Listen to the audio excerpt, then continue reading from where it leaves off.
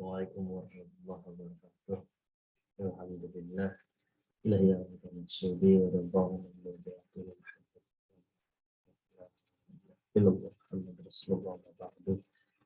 Baik, untuk adik-adik semua dan sahabat, kali ini saya Teddy Andika SPD akan membahas apa itu yang namanya kalimat utama.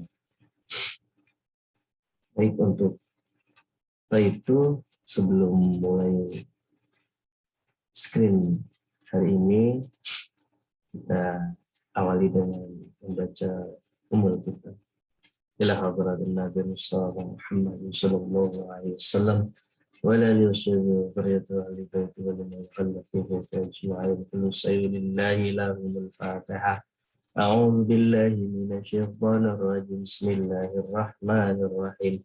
Alhamdulillahi rabbil alamin arrahmanir rahim maliki yaumiddin.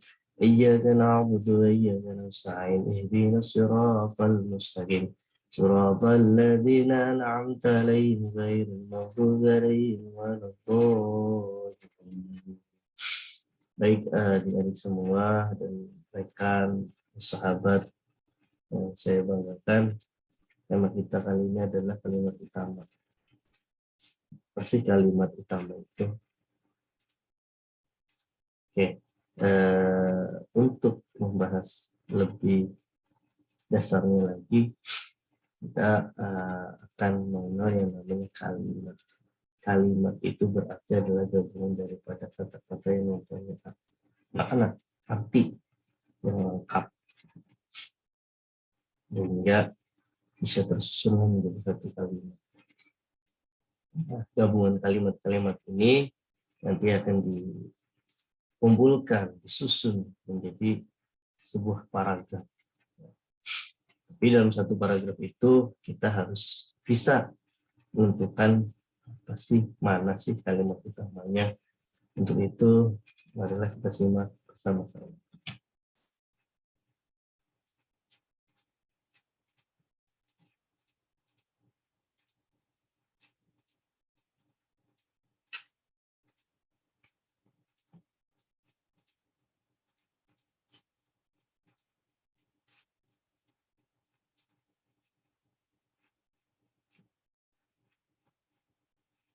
Kalimat utama.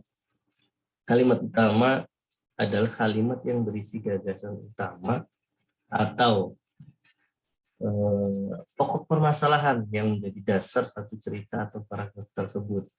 Otomatis dalam satu paragraf kita harus bisa menentukan mana kalimat utamanya. Ibaratkan sebuah kelas. Satu kelas itu terdiri dari beberapa murid, lebih dari satu, lebih dari dua. Nah, tapi dalam satu kelas ini pasti punya yang namanya ketua kelas. Atau zaman dahulu saya sekolah itu namanya KM. Sekarang namanya ketua kelas. Pasti ada namanya ketua kelas. Nah, dalam satu paragraf juga seperti itu. Jadi dalam satu paragraf terdiri dari kalimat-kalimat, dan kalimat-kalimat ini pasti ada salah satunya yang menjadi kalimat utama. Nah, diibaratkan seperti tadi, dalam satu kelas pasti punya satu ketua kelas. Begitupun sama seperti dalam satu paragraf. Dalam satu paragraf pasti punya satu kalimat utama. Nah, kalimat utama ini adalah kalimat utama yang berisi gagasan utama atau pokok permasalahan yang menjadi dasar suatu cerita atau paragraf. Lanjut, ciri kalimat utama. Kalimat utama harus dapat berdiri sendiri. Artinya, kalimat utama tidak boleh terdapat kata-kata rujukan. Itu, ini, tersebut, dan sebagainya, dan lain sebagainya. Itu tidak bisa, tidak boleh. Ataupun kalimat konjungsi antar kalimat, penghubung, di samping itu, sementara itu, di sisi lain, dan sebagainya. Kecuali konjungsi antar kalimat yang menyatakan kesimpulan. Boleh kalau yang menunjukkan itu adalah kesimpulan, Oleh karena itu, jadi, dan dengan demikian, itu juga termasuk kesimpulan, ya, konjungsi kesimpulan. Maka itu boleh. Kalimat utama bermakna umum. Nah, jadi satu kalimat yang mewakili kalimat-kalimat yang lain. Ya, di ibarat tadi satu kelas itu punya satu ketua kelas. Nah, ini juga sama, kalimat utama adalah yang bermakna umum, sehingga dapat diperjelas dengan keberadaan kalimat-kalimat penjelas yang lain.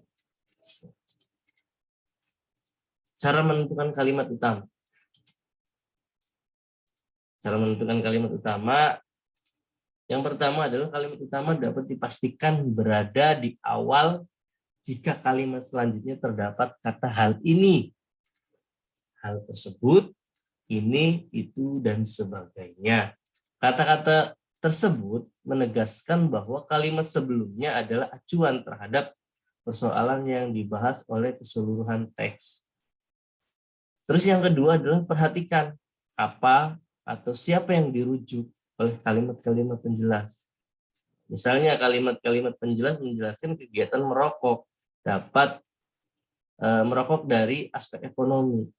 Nah, dengan begitu, kalimat utamanya adalah kalimat yang bermakna pernyataannya umum bahwa rokok harus dihubungkan erat dengan aspek ekonomi. Seperti itu. Next, tentang jenis-jenis paragraf berdasarkan letak kalimat utama. Ini yang mungkin adik-adik harus dipahami tentang jenis-jenis paragraf berdasarkan kalimat utama. Oke, ada 3. Yang pertama adalah paragraf deduktif. Yang kedua adalah induktif. Yang ketiga adalah campuran. Deduktif ini adalah kalimat utama dengan cirinya itu adalah di awal paragraf. Mengambil atau kalimat utamanya itu di awal paragraf. Maka dikenal atau disebut dengan paragraf deduktif. Sedangkan paragraf induktif itu adalah kalimat yang utamanya itu di akhir paragraf. Yang terakhir adalah paragraf campuran. Paragraf campuran itu adalah kalimat utama berada di awal dan di akhir. Biasanya menggunakan kata konjungsi tadi. Jadi, ya kan, oleh karena itu, nah itu biasanya seperti itu. Lanjut. Contoh yang pertama, yaitu adalah Kota Balikpapan merupakan salah satu kota terbesar di Provinsi Kalimantan Timur. Meskipun bukan ibu kota dari Provinsi Kalimantan Timur, namun Kota Balikpapan dikenal sebagai gerbang utama dari Pulau Kalimantan. Hal ini karena aksesnya yang terbilang paling dekat dengan Jawa apabila ditempuh dengan jalur laut. Selain itu juga didukung dengan bandara internasional yang memiliki banyak maskapai dan mampu menjangkau berbagai kota di Indonesia, sehingga mancanegara. Selain itu, di kota ini juga terdapat berbagai fasilitas dan hiburan yang tidak kalah dari metropolitan. Masyarakat dapat dengan mudah menemukan pusat perbelanjaan dan gerai-gerai makanan terkenal di sini. Oke, dari contoh satu ini kita akan membahas sedikit demi sedikit tentang paragraf deduktif, induktif, atau campuran. Contoh yang pertama ini kita telaah dari paragraf yang pertama dulu.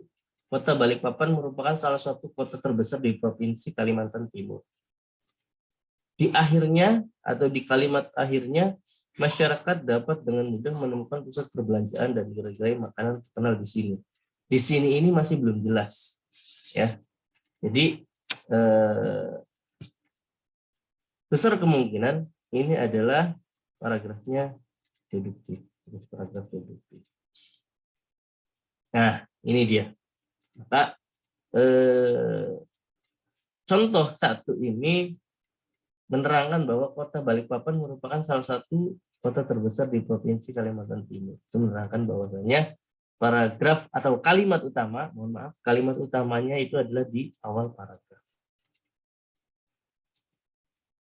Ketika di awal, maka dikatakan bahwasanya paragraf, jenis paragraf yang kita bahas di contoh satu ini, itu adalah dikenal dengan jenis paragraf deduktif. Karena letak kalimat utamanya adalah di awal paragraf.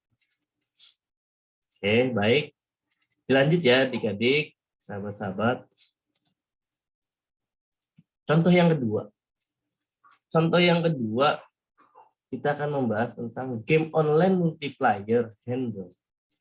Memungkinkan para penggunanya bermain game bersama-sama, kapanpun dan dimanapun tempatnya. Selain itu, berbagai produk game yang casual membuat para pemain merasa nyaman dan ingin bermain game dalam waktu yang tak sebentar. Oleh karena itu, game online multiplayer handle menjadi favorit nomor 1 para penikmat game portable di seluruh dunia. Baik, kita telaah sedikit demi sedikit. Game online multiplayer handle memungkinkan para penggunanya bermain game bersama-sama kapanpun dan dimanapun tempatnya. Di sini masih kurang memperjelas. Kalau kita di akhir kalimat atau di akhir paragraf, kalimat di akhir paragraf. Oleh karena itu, ini dia. Oleh karena itu, menjelaskan bahwasannya kalimat yang pertama diperjelas oleh dengan konjungsi oleh karena itu. Game online player handle menjadi favorit nomor 1 para penikmat game portable di seluruh dunia. Kita bahas lebih dalam. Oke, di sini ya.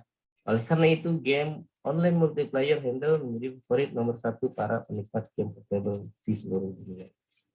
Nah, kalimat utamanya adalah oleh karena itu, game online multiplayer handle menjadi favorit nomor 1 para penikmat game portable di seluruh dunia. Karena kalimat utamanya di akhir paragraf, maka jenis paragrafnya ini adalah paragraf induktif. Kalimat utamanya berada di akhir paragraf. Next, lanjut adik-adik, para sahabat, rekan-rekan. Contoh yang ketiga. Oke, contoh yang ketiga yaitu kita baca saja. Pendidikan yang paling utama untuk anak adalah pendidikan karakter. Karena dengan pendidikan karakter yang baik, anak memiliki fondasi mental dan karakter yang kuat. Orang tua dan guru bisa bekerja sama untuk membentuk karakter anak. Ketika berhasil, maka ilmu dan nasihat akan lebih mudah ditransfer ke anak. Jadi, pendidikan karakter harus diutamakan dalam pendidikan. Oke, dari contoh 3 ini, paragraf deduktif sudah, induktif sudah, besar kemungkinan ini adalah paragraf campuran. Jenis paragrafnya adalah campuran. Kita lihat di sini, pendidikan yang paling utama untuk anak adalah pendidikan karakter. Itu juga memperjelas. Jadi, pendidikan karakter harus diutamakan dalam pendidikan. Ya, kalimat utamanya adalah yaitu campuran di awal dan di akhir. Kita sambungkan. Pendidikan yang paling utama untuk anak adalah pendidikan karakter. Jadi, pendidikan karakter harus diutamakan dalam pendidikan. Ini paragraf ini adalah di awal dan di akhir. Kalimat ini di awal dan di akhir kalimat utamanya. Maka jenis paragrafnya adalah paragraf campuran. Oke, untuk adik-adik semua, di sini ada soal 1. Tadi sudah contoh 1, 2, dan 3. Sekarang soal 1 perlu dibahas. Oke, kita bahas. Dalam kehidupannya, lebah mempunyai sistem pembagian kerja yang baik. Satu lebah menghasilkan telur 2.000 sampai 3.000 butir setiap hari. Seekor ratu lebah juga bertugas melahirkan calon ratu oleh lebah pekerja. Lebah calon ratu ini dibawa ke dalam suatu ruangan. Lalu ruangan ini dimasukkan cairan kuning. atau Royal Jail. Lebih pekerja juga bertugas mengangkut air dan serbuk sari bunga, mengangkut sari madu, serta mengumpulkan zat perekat yang biasanya didapat dari pucuk pohon. Lebah pekerja dibantu lebah jantan dalam menyelesaikan tugasnya. Secara khusus, lebah jantan bertugas mencari tempat-tempat yang banyak mengandung sari madu. Dengan tarian lebah, lebah jantan memberi tanda kepada lebah lain ketika menemukan suatu tempat yang mengandung banyak sari madu. Oke, dari soal 1, jadi kita telah bersama-sama, yaitu adalah dalam kehidupannya lebah mempunyai sistem pembagian kerja yang baik. Kalimat utamanya adalah deduktif di awal paragraf.